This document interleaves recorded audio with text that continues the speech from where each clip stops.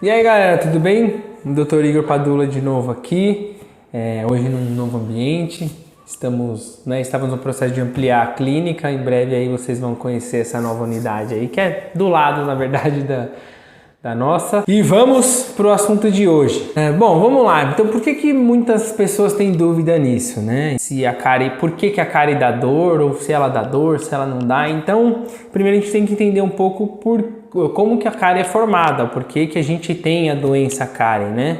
Basicamente, a gente precisa de alguns fatores para ela se desenvolver. Um deles todo mundo tem, que é o dente, né? Mas também a bactéria que causa a cárie, e isso todo mundo tem na boca.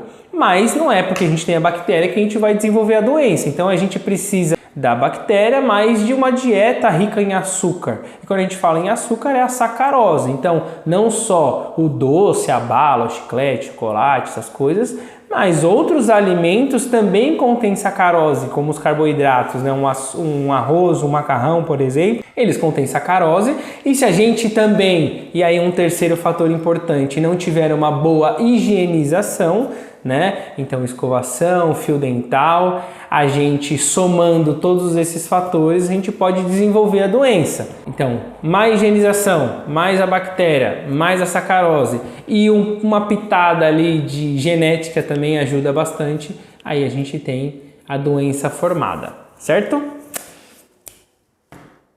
Beleza, nós temos a nossa receita e o dente, a gente tem um dente aí que tem uma lesão de cárie.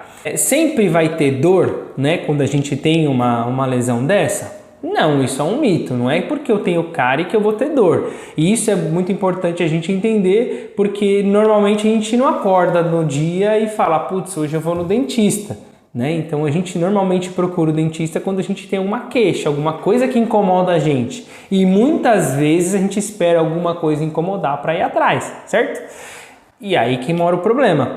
Porque é muito mais fácil a gente tratar uma doença ou um problema quando ela está no início do que quando ela começa a dar dor, tá? Falando especificamente da cárie, que é o assunto de hoje, no início a gente tem as camadas dos dentes, né? Então a camada mais externa, que é o esmalte, ela não tem nervo, não tem envolvimento de nervo, e o nervo que faz a gente sentir alguma coisa. Então, se a gente não tem nervo e a gente tem uma lesão inicial, a gente tem a doença, mas a gente não tem a dor.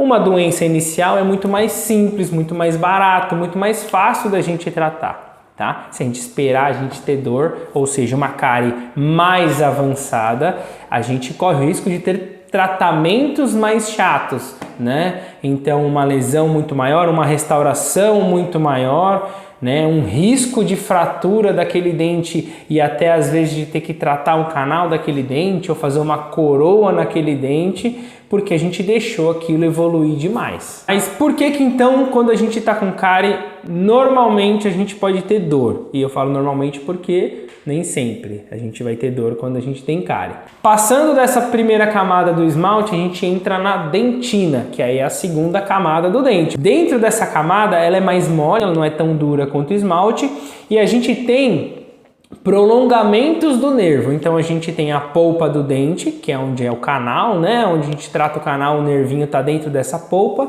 e tem como se fossem os fiozinhos de cabelo do nervo, eles entram dentro dessa dentina, dessa segunda camada. Então quando a gente tem uma lesão que atinge ali, né? Então a doença atingiu essa parte do dente, a gente começa a ter estímulos no nervo, seja eles uma coisa gelada ou uma coisa quente, né? Um café, ou um sorvete, ou um chocolate, um doce, né? A gente começa a sentir alguns incômodos, algumas sensações. Por isso que a gente sente dor, né? Porque está atingindo já uma parte ali do nervo. Quando a gente tem uma dor muito intensa, é quando essa lesão foi avançando, avançando, avançando e começou a estimular o nosso nervo demais. Então, com vários estímulos ao longo de muito tempo, aquele nervo ele inflama e aí começa aquela dor que muita gente já sentiu, que parece que fica pulsando, é uma dor bem, quase praticamente insuportável ali. Então, é uma lesão muito mais avançada. Por isso a importância principalmente da frequência no dentista. Então, quanto mais vezes a gente for no dentista ao longo do ano, sem a necessidade, entre aspas, né? Sem o estímulo, então fazer um acompanhamento durante o ano de 2 a 3 vezes por ano, a gente garante que se mesmo assim a gente tiver a lesão de cárie, a gente consegue, ou outras lesões, a gente consegue pegar numa parte inicial ali, onde ela não tem dor, onde ela não está me causando um problema maior, e a gente consegue resolver de uma maneira mais simples e mais tranquila. Mas a outra coisa que eu comentei no começo do vídeo, mas toda a dor que eu tenho no dente vem da cárie, vem da doença cárie? Não, também, tá? Então, como eu falei, para a gente ter dor, você precisa estimular o nervo.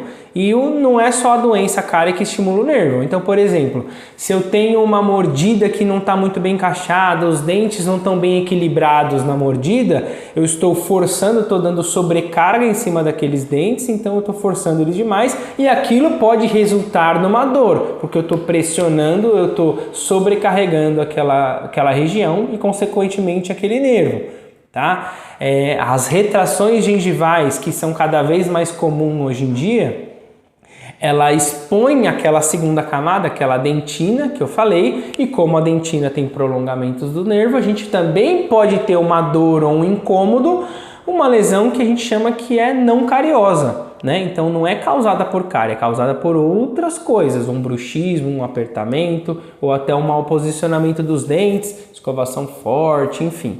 Então nem toda dor vem da cárie, tá? E nem toda cárie vai te dar dor. Então às vezes você pode até ter um risco de perder o dente sem nunca ter sentido dor. Isso é muito comum também. Por isso, de novo, a importância da frequência e das consultas de prevenção para que qualquer coisa que apareça a gente consiga aí diagnosticar logo no início e resolver da maneira mais simples possível.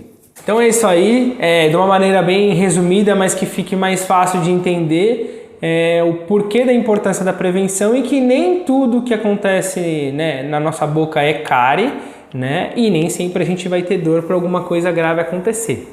Beleza? Então, espero que vocês tenham gostado.